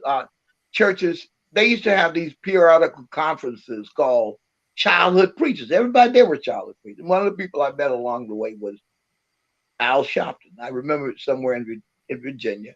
They had about 20 childhood preachers, and we would do what is called a 3-way sermon. Mm-hmm. And whatever I preached, I don't know, but I remember that. I remember meeting him. And it's interesting, there were a lot of childhood preachers at that time. Must have been something in the water. I think, that's why J. Edgar Hoover called for the killing of the harassment of young men, because he said that among them would be a Messiah. Mm. So maybe God has spared me to be a Messiah, part of that messianic force that I believe that will help bring Black African America back to its original sense. When we used to say, as Mahalia Jackson said, I thank God for the old time religion. I thank God for giving me vision. I thank God for how he bought me. I thank God for how he taught me. I think when we get back into that spirit and humble ourselves before God, Mm-hmm. and the preacher get religion, and not let Jay-Z and CC and Young Thug and others preach to us, and let the preacher be guided by God and God alone, not by cars, not by Bentleys, not by pimpdom, but by God, and they impute that in our people. I'm hoping, and you all consider, may I make a commercial? Actually, yes. Make a. You know what? I want you to make a commercial, and I want you to just give us a rundown of why they call you the real Forrest Gump, just by running through some of the hearts and minds that you've been able to touch and be one with. Yes. Okay. Before the commercial break, well, we'll talk the commercial break later. I'm one of the preachers don't like to ask for money, but I will later. But not to this time. Well, I will. You can send your donations to P.O. Box 1843, Linden, New Jersey, 07036, or you can go to Cash App to Imam Alfred, or you can go to PayPal, imamalfred@gmail.com. I'm sure it'll be in the link. But starting off early in life, I met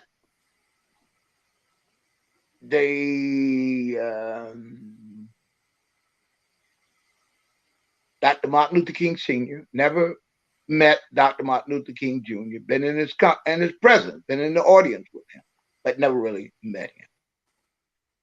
Jesse Louis Jackson among preachers, the great James Baldwin. When I first met him, I called him Reverend James Baldwin, Reverend Baldwin. Mm-hmm. I met Ralph Ellison, and the great mothers I met and sat at the feet. I was in a place, and she was giving a lecture that is Fannie Lou Hamer. And I looked, I said, I needed someone to sit. I was so awed by it. And I said, she's come and sit by me. And I sat next to her. And then I was at a poetry reading, a writer's conference, and Gwendolyn Brooks said to me the same thing. She said, sit by me. You're one day going to be a great writer. Now, she had never seen my writing, but she prophesied. Let's see as we go right down the line here. Ralph David Abernathy, Dr. Benjamin Elijah Mays, the Reverend J. Jackson, Kwame Ture, Julian Bond, Toni Morrison, and the literate Leroy Jones or Miri Baraka. I used to have dinner with him like twice a year. Ralph Ellison, Paul Robeson Jr. Never met Paul Robeson Sr. Obviously, Louis Farrakhan. Mm-hmm. I think, let's see who else I can think of. Well, Cornel West, Mm-hmm. yes. Sam Greenlee, the author of The Spook Who Sat by the Door. Mm-hmm. August Wilson, Mm-hmm. Charles Gordon, Mm-hmm. and of course, the father of the Stevenson brothers. I have to tell you this. This is a small world, and they're not famous, but I was on the phone talking to somebody just last 2 weeks ago about a Mm-hmm. business matter. And they say, "Are you Alfred Mohammed?" I said, "Last time I checked, I was." And he said, "Do you know the Stevenson brothers?"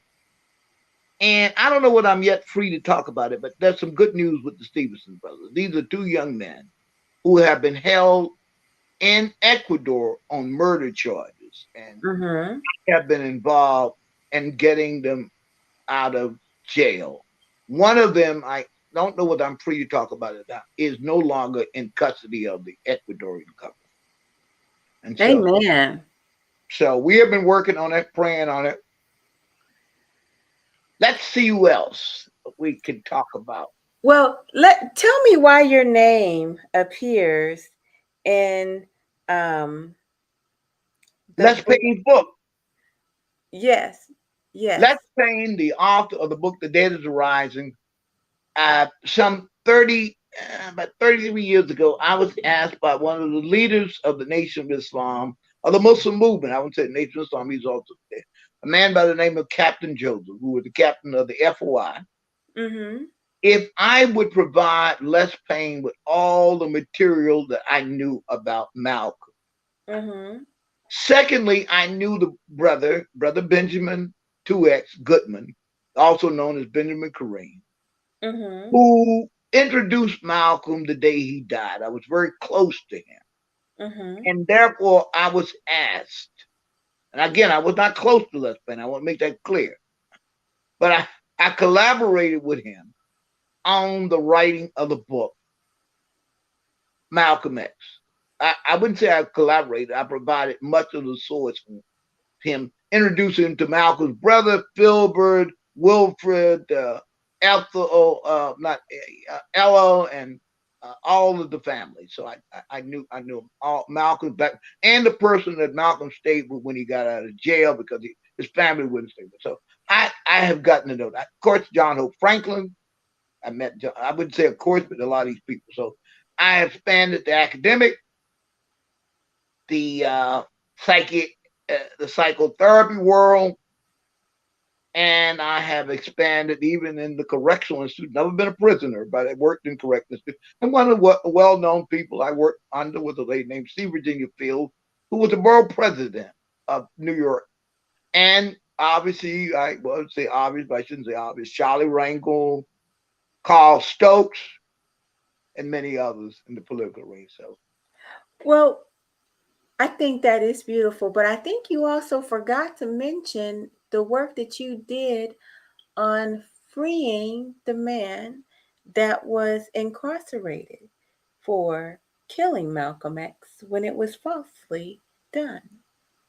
yes, you speaking of brother Tom, not Thomas Hare. I know him as well. But Mhm, you're speaking of Norman Butler. Yes, yes, mhm, I did. That is true. mhm. And I had to miss the unpleasant experience of correcting Sister Betty Shabazz. Oh, Telling her, so you know what? I'm sure that you've forgotten some, but I can't remember all the ones you've forgotten.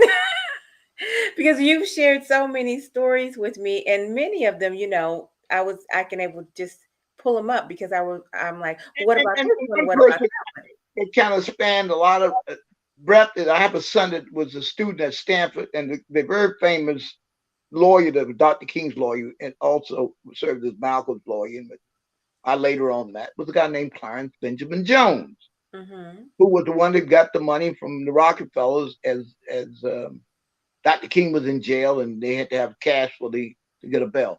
So most everybody who was involved in the civil rights movement somehow or another I met them. Well, I forgot Kwame Ture. I think I mentioned. Mm-hmm. Stokely Carmichael, Mm-hmm. Cleve Sellers, George Ware, the civil rights people. Mm-hmm. Yes.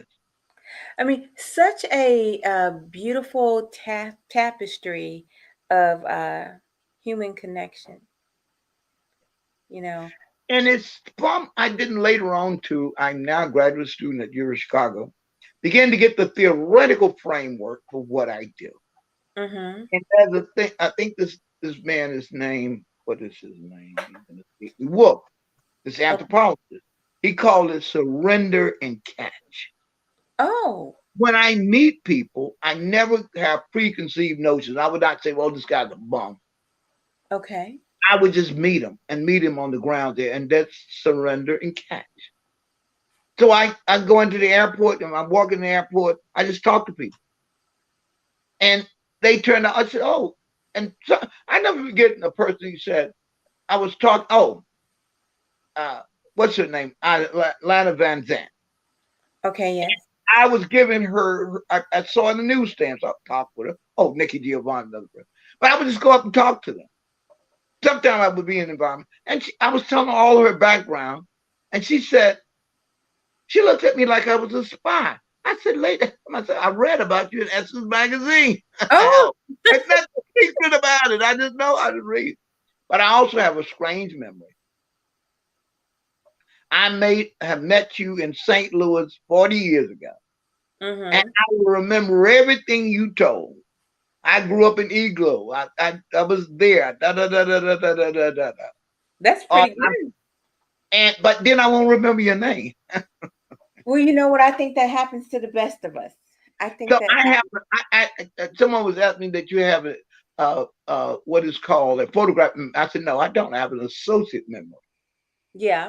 My memory will strike me as the important details. I've never been a person who would go 1A, I would call anal retentive memory.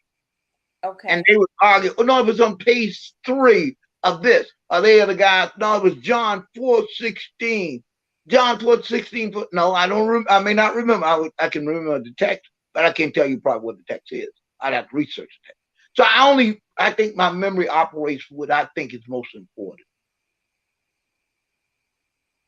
Well, I would say your journey has been pretty doggone important to us. That's what I would say. And it's interesting how we met. That's true. You want me to tell the audience how we did meet? You tell the story, yeah. I was asked by a well-known intellectual, and I think he's probably one of the brilliant scholars of our time, Mm-hmm. the 𝐕𝐢𝐫𝐚𝐦 Lowry, Mm-hmm. to officiate at his wedding. And later on, I was on the Glenn show. Mm-hmm. And I was connected to someone in India, I believe they were, or either somewhere in California. And they made the connection to you, and that's how I met you. Glenn Lowry begat the miscellaneous Indian person, the Buddhist, and from there we have been connected ever since. Yes. I've lost touch with the Buddhist and the other person, but I have not lost touch with Coach Love. Because of all these things, love abides. So that is true. Yes. So Glenn Lowry is our connection. And last week I happened to have the pleasure of having, see, as my memory gets here and I got developmental headache, but it's coming to me. I had dinner with 𝐃𝐫𝐞𝐚𝐦 Mohammed, who is the director was former director of the Schoenberg, but currently an associate professor at Harvard Kennedy School. His mother's birthday was the 2nd of September, and I was delighted. I'd read about her, seen a thought about her, and she invited me to have a birthday dinner. I broke my rules. Oh, my dietitian! I know y'all gonna be mad, but I had a blackened salmon. So I'm not that absolute so rigid. I said, well, I can't. I'm telling you, I can't eat no pie. I can't eat no cake. I obviously don't drink wine. well, I can kill this fish. So all of my anger at the things I can't eat, I will take it out on this blackened fish. Wow. So, Wow. so Khalil is, I would, I don't say people are friends. He's an acquaintance. He's much younger than me. Mm-hmm. His dad is 𝐕𝐢𝐫𝐸 Mohammed, the grandson of the Imam Alfred Mohammed. I know all of the Mohammed family, and of course, as we talk, as I relax down, remember these people. I spent 3 months with Muhammad Ali, the world famous person, and I was telling someone, I was telling Justice Breyer's daughter, I said, Chloe, I have spoken with you in 10 minutes more than I spoke with Ali in 3 months. Oh, now why were you guys hanging out? Why were you hanging out with Muhammad Ali? Muhammad Ali, I was walking down 7th Avenue and 53rd Street. I was a Muslim as I am now. Mm-hmm. And he struck up a conversation with me. I said, Assalamu alaikum. He was by himself. He asked me how I was doing. I said, good. We started talking about it. I knew his brother well. Okay. So he said, this is after the Norton fight.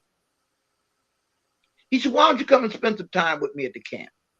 Oh. At the time, I said, I'm not in good standing because you're not actively attending the march, you're in bad standing. He said, I'll ask the captain to give you permission.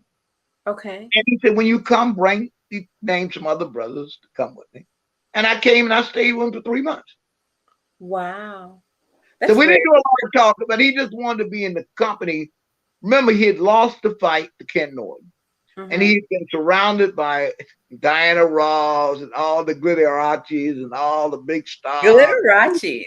And the Frida Payne, all that. So he just really wanted to be with people who thought and believed like he was. I understand. So he felt if he could recapture that spirit, those of us who were just regular Muslims that we knew, and I had known him many, many years ago, but I never pretended to be close to him. But I was known as a soldier's soldier. Okay. Meaning I was a Muslim, just a regular brother that was respected, and he just wanted to be in my company. And while we were in company, I don't think we talked about anything. One thing and he is like a child. There's a part of me that's like a child. We talked about a train set. So he told me, next time you come to the camp, will you bring your train set with you? And the next time I saw him, I'd gone home, spent some time. He asked me that I bring my train set because I'm into Lionel trains. So, wow. So I have the spotlight on you, and I'm going to say, somewhere I read that two are better than one. yes, a cord of three is not easily broken. That's right. And somewhere I read, yes, where two or more gathered in my name, I will be there also. Somewhere I read, love the Lord thy God with all thy heart, all thy mind, and all thy soul, and our neighbor coach as thyself. This is what upon the law in the gospel is built upon. Somewhere I read. Somewhere I read. It's going to get better and better, and the sweet days to come. And we're going to keep praying, asking God's blessing. And this is indeed what I guess a sinus headache or something. I have gotten through it. But you have been inspiration. I thought, I said, I'm going to be too tired. I'm not going to be able to do this. But the spirit is willing. The mind is willing. The body has been pushed along. And by God's grace and by his mercy, I feel like I could go another hour, but I won't overtax the body. But I would ask, are there any comments in the chat? Well, yes. I don't know if you saw some of the ones that I put up, but they were really, there was a lot of comments about the sexual molestation. Okay, can we do about 8 minutes of those? I can't read the chats. Okay. A statistic coming up about molestation in the Black community. You don't have to speak to the statistics, but can you talk about that, about molestation between mothers and sons in the Black community? Yes. Okay. It is much more prevalent than we want to talk about. Incest is quite common among us. And Mm-hmm. let's go back to why. There's a very ugly word that we use in the common vernacular street language. We call them MFers. Mm-hmm. In slavery, in order to shame people, they would actually cause people to have sex with their mother. Mm-hmm. This was a part of the breaking process. So this is learned behavior. When we see men who have been molested, in many cases, that's why I tell women be very careful with who you date. Because a Mm-hmm. man may come into your house and molest your son and your daughter. Nobody talks about that. But molestation is much more common. And it's not something that we should blame and get into all the legalistic stuff. We should talk about healing. I hope and pray that maybe you and I can tour this country and do workshops like John Bradshaw did, or Mm-hmm. like that poor sister thinks she's doing, Joyce O'Leary, who posts psychological stress to me, and some Mm-hmm. she's stressed. But anyway, that's a whole nother story. But we need to do those workshops. We need to explain to people what is happening, what feeling, and expose, call the devil a liar, as the Right. African Church say. Let's call these things out, not to put people in hell, but to put people in a healing mode. Mm-hmm. There any others? I think that somebody else wanted to ask something. I just feel it. I can't read it, but I'd like to see chat. Okay. So, what did you do or say to your mother when when you were molested by her? I said nothing. I was frozen. Okay. Did you tell your father? No. And remember, we were talking about something in the 1950s. No, I didn't talk about it. Okay. Did you tell him before he passed away? No, Does anyone else know in your family? probably a few. And, Probably a and few. I think maybe one or two, and I don't think most of them can handle it. I've told my children, Okay. but I And have not told family members because I told you when I was told even the African American psychoanalyst, he said to me, "You and a million others." mm-hmm. So I've only really told people who were competent that could do something about it, and that is the person who really can do something about it is someone who's listening and who is properly trained to deal with that stuff. So it's not social something to expose people. Perhaps if she were living, the other relative that molested me that recently passed, I don't want to embarrass her. I don't want to embarrass family members. That's not my point. My point is, I don't believe, I know this. I've studied slavery, maybe 400 or 500 volumes of slavery, Mm-hmm. including but not limited to the rituals of blood, the consequences of 3 centuries of slavery in America by Orlando Patterson. And there are Mm-hmm. many other works I've read, historical sociologists. So I would refer people to that. I'm not into this postmodern blame game and beating up on people and indicting people. No, I'm not for that. I think that doesn't do anything. What we want to do is prevent a little Alfred from this happening to, and to see the big Alfreds recover from it Mm-hmm. and not What, shut down. okay. Were you attracted to your grandmother's witchcraft? No, absolutely not. I was appalled by it, horrified. Because see, that's the side that my dad was. My dad was ultra rational. Okay. So I didn't begin to understand these mystical arts until I was probably in my early 60s. And when I Mm-hmm. began to study scripture, I understand these are forces, but God is greater than those forces. I never believed in, turned around 7 times with a black cat gun. I hated that stuff. So I was totally rational. No, I didn't believe in any of it. I later on understood it to be African uh, pagan practice. I think it's pagan practices, and I've abhorred it. But I've studied it because I've studied not with appreciation, but as a social scientist, I've studied those African practices. Okay. Do you believe that Jesus Christ was a good man or the Messiah?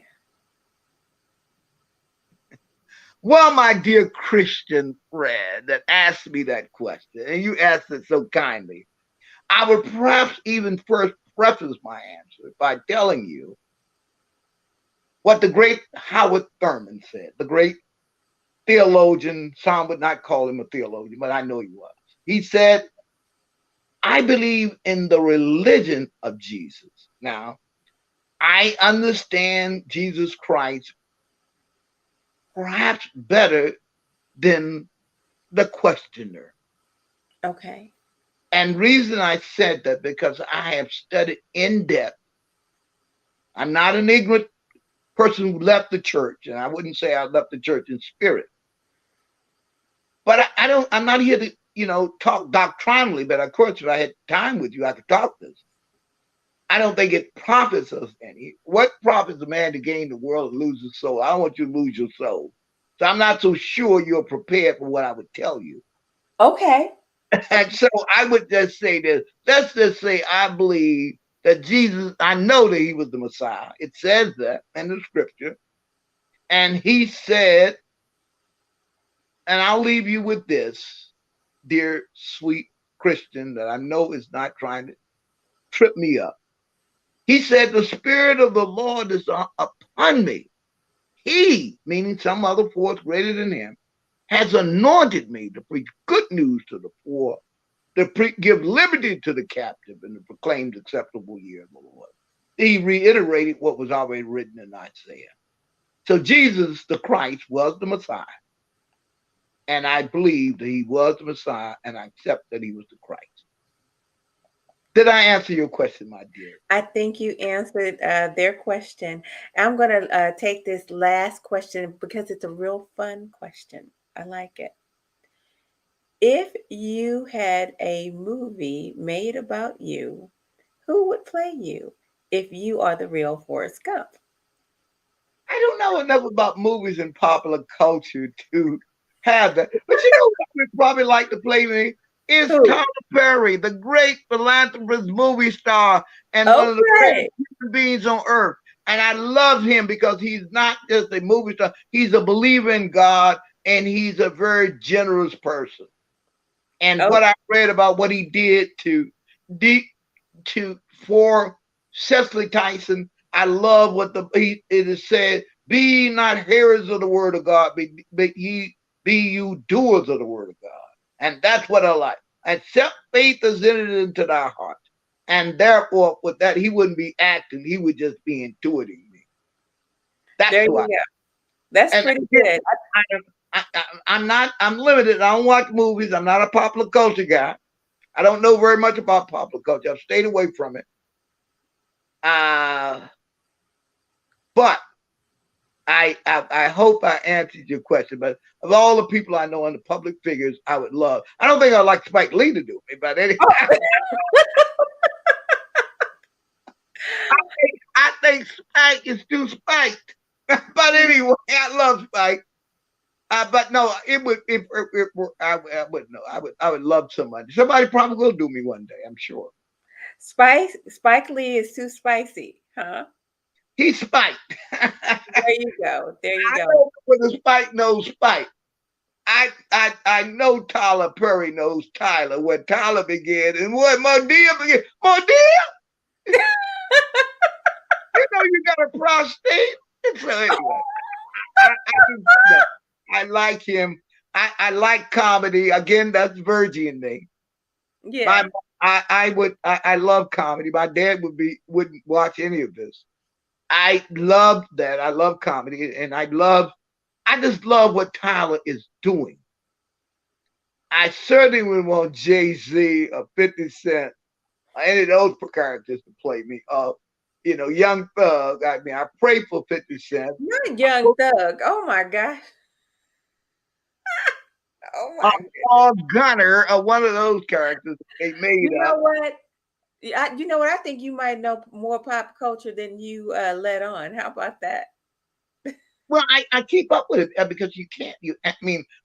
Here's my position on pop culture. You have to know what it is, what is influencing, Because when someone come by here, remember Dr. King in his great sermon at Mount Zion Baptist Church said, there will be someone coming that will be burnt out by moral nullification. So when the young gunners victims come along, and even the young gunners, and even those people come along, if I don't know enough about the minister to them, to take the poison out of them, and to understand that 50 Cent said, get rich, I'll die trying. I would rather reframe it, as we say in the thought therapy.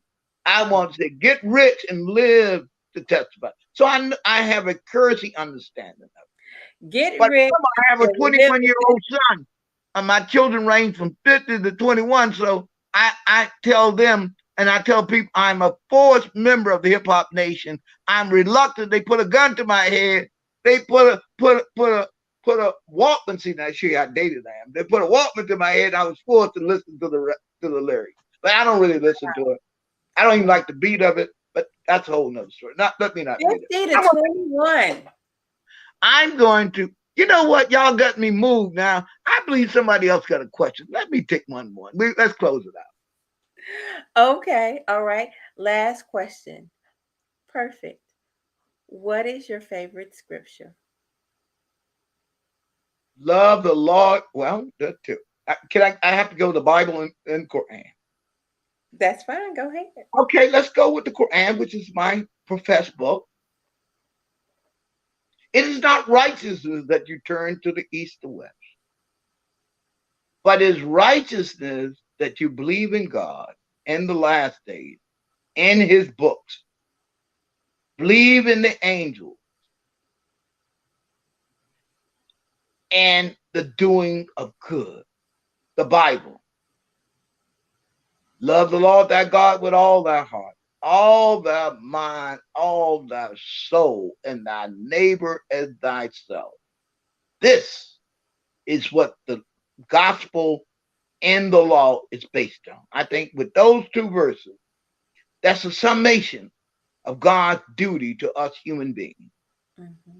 That we take the word of God, put it in us, not show off, not show out, but show up in the lives of men and women, mm-hmm. to make our lives better and to make our lives better.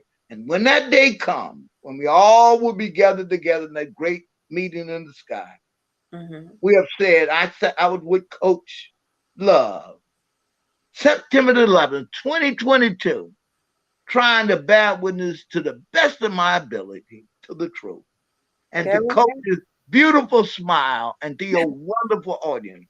And I'm going to ask you all in a moment. I know my mother would be remiss in heaven if I didn't do this, but I'm going to pray for you. Almighty and eternal God, the master of us all, the healer of us all, heal each and every one that will come in touch with my voice, and those who will be in touch with our words. Make this a spirit of healing. Bring our love to us as a people and heal us. And God, even as this nation goes through its tumultuous hurricane, a political storm and social storm, men battling each other, women battling each other, families battling each other, unify us. And let us know, as you did during COVID, that you are God all by yourself. Mm-hmm. Make us to accept that and submit to you and your will, and love ye one another as you have loved us. Amen. Amen. Thank you so much. It has been an absolute pleasure and an honor to spend time with you. As always, you fill my heart with joy. I'm so thankful that you are here with us, and I look forward to having you back soon. Maybe we can walk through your sisters and brothers and how they fit into this story. So, you guys, I'm going to wrestle him back soon. I think he likes hanging out here with us. Yes? Yes. Awesome, awesome, awesome. Ladies and gentlemen, it has been a wonderful evening. I cannot say how delighted I am There's more to learn about Virgie May's son, but at this juncture, I must say bye-bye for now. Bye for now. Bye-bye for But now. not forever. But bye. Not forever. Just for now. Just for now. God bless you. God bless you. God bless you.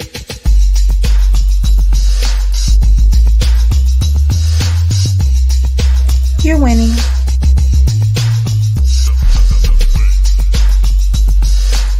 You're winning.